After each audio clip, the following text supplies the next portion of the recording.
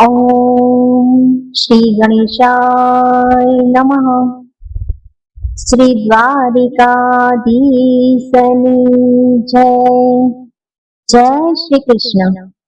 तानानी प्रिय गोपीओ, आप सौનું મારી ઓમ ડિવાઇન કથા યુટ્યુબ ચેનલ પર હાર્દિક સ્વાગત છે। આજે હું તમને પુરુષોત્તમ માસ કથામાં આવતી 10મા દિવસની વાર્તા કહેવા જઈ રહી છું, જેનું નામ છે 5 શેર દાણા અને 25 શેર કાંકરા। એક ગામમાં 2 પાડોશણો રહે, એક સુતારણ અને એક સોનારણ। એવામાં પુરુષોત્તમ માસ આવ્યો। સુતારણ કહે, બહેન, કાલથી અધિક માસ બેસે છે, તમે વ્રત કરશો ને?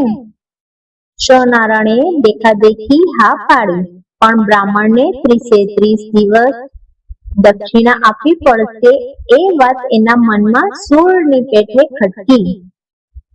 સોનારણ ચાલાક હતી, તેણે યુક્તિ શોધી કાઢી। 5 શેર દાણામાં 25 શેર કાંકરા ભેળવ્યા અને શેરની પોટલીઓ વાળી। સુતારણ અને સોનારણ હંમેશા નદીએ જાય, નાહે ધુવે, ખેતર ખેડી કથા વાર્તા સાંભળે અને બ્રાહ્મણની આગળ દાણા મૂકે। સુતારણ બાપડી વીણેલા મુઠ્ઠી દાણા મૂકે અને સોનારણ શેર દાણા મૂકે। સૌથી મોટી ઢગલી સોનારણની। ભગવાન અને લક્ષ્મીજી બેઠા હતા। લક્ષ્મીજી બોલ્યા, ભગવાન, એક બાઈના દાણા આવે છે, તેમાં કાંકરા ખૂબ હોય છે। દાણામાંથી કાંકરા વીણો કે કાંકરામાંથી દાણા, એ જ સમજાતું નથી। મારી તો આંખો દુખી ગઈ। ભગવાને કહ્યું, જેની જેવી ભાવના આપે તે ગ્રહણ તો કરવું જ પડે ને। બધા દિવસ સુતારણ મુઠ્ઠી દાણા મહારાજ પાસે મૂકી ગઈ અને સોનારણ શેર। પુરુષોત્તમ માસ પૂરો થયો। આજે છેલ્લો દિવસ હતો।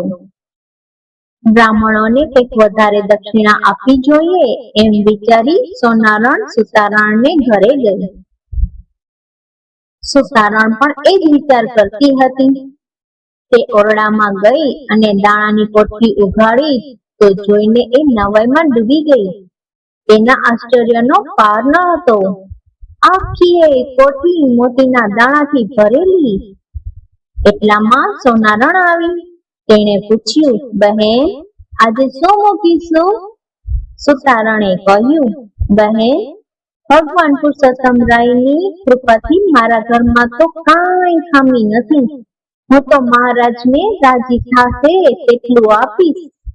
તું પણ તારા ઘરમાં જઈને જો ને। સોનારણ પણ મનમાં મલકાતી ઘરે ગઈ અને ઓરડો ઉઘાડ્યો। જુએ છે તો કાંકરાનો વરસાદ થયેલો। લક્ષ્મીજી કાંકરા વીણીને નાખે તે બધા એકના અનેક ગણા થઈને સોનારણના ઓરડામાં પડે। આ જોઈને તેને ખાતરી થઈ કે પ્રભુની આગળ ચાલાકી ચાલતી નથી। ભોળી સુતારણને દાણાને સાટે મોતી મળ્યા અને ચાલાક સોનારણને કાંકરા। જય પુરુષોત્તમ રાય। જેવા સુતારણને ફળ્યા તેવા સૌને ફળજો। બોલીએ પૂર્ણ પુરુષોત્તમ ભગવાનની જય। હે પ્રભુ શ્રી કૃષ્ણ, આ પવિત્ર પુરુષોત્તમ માસમાં ભક્તિ, શ્રદ્ધા અને સારા કર્મ કરવાની અમને બધાને શક્તિ આપજો। જે કોઈ આ કથા શ્રદ્ધાથી સાંભળે કે કરે, તેમના તમામ દુઃખ દૂર થાય અને તેમના જીવનમાં સુખ શાંતિ આવે। જો તમને આવી આધ્યાત્મિક કથાઓ ગમતી હોય તો વિડીયોને લાઈક કરો, મારી ચેનલને સબસ્ક્રાઇબ કરી તમારો સાથ અને બ્લેસિંગ આપતા રહેજો। આ કથાને તમારા પરિવાર અને મિત્રો સાથે શેર કરવાનું ભૂલશો નહીં। તો ફરી મળીએ એક નવી ભક્તિપૂર્ણ કથા સાથે। જય શ્રી કૃષ્ણ। રાધે રાધે।